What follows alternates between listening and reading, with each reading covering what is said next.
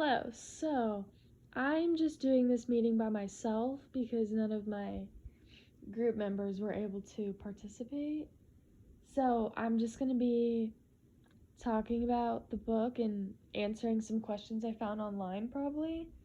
And I think for like later meetings, I might also look up opinions online that people had about the book and discuss those too. But for now, I'm just going to talk about what I've read so far. So this meeting is over pages 1 to 100 of It Ends With Us, which is chapters 1 through 7, I believe.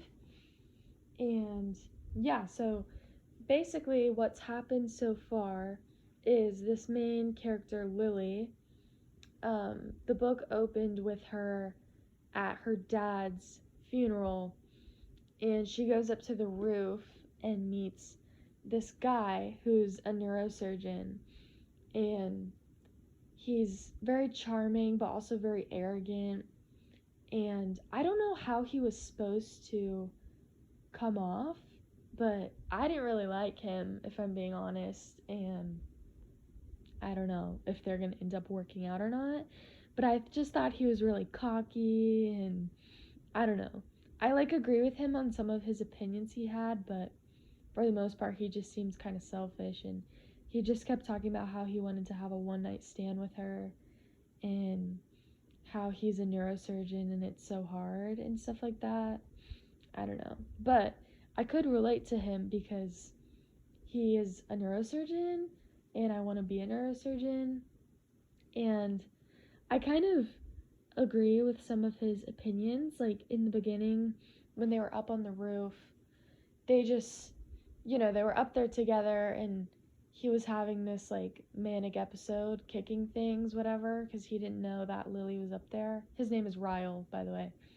And, um, yeah. So, and then when he realized that she was up there, they kind of just started talking about deep stuff and their opinions, whatever. And, I don't really know, like, it just escalated very fast into some deep convo, so you could tell they connected really, like, on that emotional level. But anyways, what I was getting at is one of the things he was talking about was how he just doesn't want children, and it's not because he doesn't like them or anything. He just feels like he'd be so consumed with his job and wouldn't have time for them, and his expectations would be so high for them since he is a high achiever himself. And I can just really relate to that because I personally don't want kids, and it's not because I don't like them. I mean, I'm not the fondest of children, but it's not that I just hate them and just wouldn't want them in my life. I just personally don't see them ever finding their way into my life because I do want to be a neurosurgeon as well, and I feel like that would just be so time consuming and I wouldn't have time for them, and I wouldn't want to have kids if I would just be like an absent parent and stuff like that. And I don't know, I feel like I'm a very independent person and I'd be fine just on my own without children. And I feel like I also have such high standards for myself, and I would want them to live up to that, and if they didn't, then I would get frustrated with them, and it would be this whole thing. I don't know, but I kind of agreed with a lot of what he was saying, but he was also just, as I said, kind of cocky about it, about how he's a neurosurgeon, and he just kept saying that he thought she was really hot, and he just wanted to hook up with her, and I just found it kind of ruined the moment. Like, I don't know, she was just at her dad's funeral and he just kept saying stuff like that, and it just really wasn't the time. And she found it intriguing, like she was attracted to him. I mean, she did make a comment too about his arrogantness, um but you could tell she was attracted to him and stuff like that. So I guess it was just his looks, because I don't know, personally I saw faults in him, and I think she did as well, she being Lily, the main character. But anyways, as it continued after that little instance of them meeting and discussing, it was very brief and nothing ended up happening, between them, which I thought was good because I didn't want her to just give in to his propositions. So I liked that about her. I like Lily, the main character. She likes to hold her ground and not give in to things. And yeah, anyways, as the book went on, it showed her back in her house at Boston, and she was going through a box of her diary entries, and she found her diary entries from when she was younger, and they were kind of centered around this guy named Atlas that she had met when she was in high school. And Atlas was this guy that was homeless, and he was basically squatting at the house next door, just like living there. There was no electricity, no showers. He didn't really have food or anything. And he started going to her school. So she offered him one day to come, like, take a shower at her house, and she would give him food and stuff like that. And you could see that they were bonding, and it showed, or she wrote about how he came over to her house a couple times after school, and they would just hang out and watch Ellen. Ellen was who she wrote her diary entries to, actually. And, it just, I could see something was forming between them. This was in the past, so I don't really know why it was brought up. Some opinion that I saw online had said that they think that he's going to resurface later in the book, because why else would they bring him up?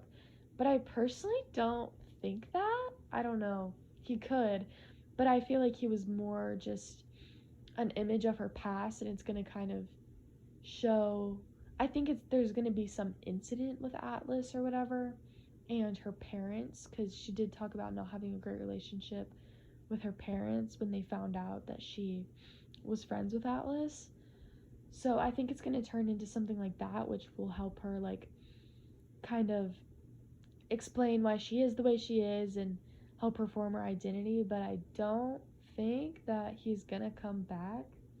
I don't know. I'm tempted to rate a spoiler, but I'm not going to, because that would ruin it for me. But anyways, some questions that I had written down to discuss were, what conflicts have presented themselves. So the conflict that I had kind of seen was, there was kind of just an internal conflict with Ryle, the neurosurgeon, and if she wanted to, form a relationship with him. It kind of seemed like she didn't, and she was just telling herself that, but I think she's in denial, because I think she does want something with him. But another conflict I had seen was with her mother. So in the beginning, at the funeral, she talked about how her dad was abusive to her mother, and she didn't really like her father. And she didn't say she was, like, happy he died, but she was giving a eulogy at his funeral, and her mom asked her to say things that she liked about her father, and she went up there and just purposefully said nothing to make a point. And that kind of created a little conflict with her mom, but I think her mom just kind of brushed it off and acted like she just froze, instead of the fact that she just didn't have any nice things to say about her father. But when it shows Lily not moving back, but returning back to her apartment in Boston, her mom calls her and tells her that she's going to be moving to Boston as well. And you could tell Lily wasn't very happy about this, because she doesn't want her mother that close. And I could tell her mom just wanted to move closer because, her husband just died and she needed company, and she probably just wanted to be around her daughter, but you could tell Lily wasn't happy about this, because she's a grown adult trying to start her own life, and her mom is very, like, wants to come over all the time and call her all the time, and she just saw this as, kind of a hassle, and didn't really want to talk to her all the time. But yeah, so that was one of the conflicts that I saw.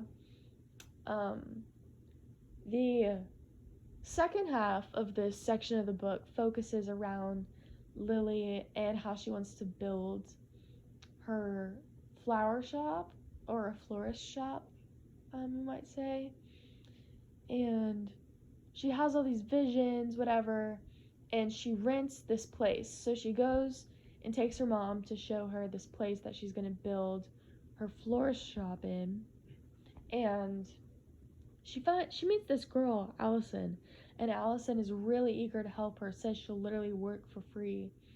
So she takes this girl under her wing and, works with her on the flower shop. And she has this vision that she doesn't want to do like a normal pastel-y, springy flower shop. She wants it to be like emo almost. She wants to do something the complete opposite of what people would expect. And I really liked that she had that idea, because I thought it was so unique and would really draw people to it, because it's what would really set her apart from other like florist shops in the area. So she wanted to do like dark flowers, dark walls, and all this stuff. So she had that vision. And Allison is helping her out. She really likes this girl, Allison, and they're working, and Lily sprains her ankle. That is one of the conflicts, actually. She hurts her ankle. And then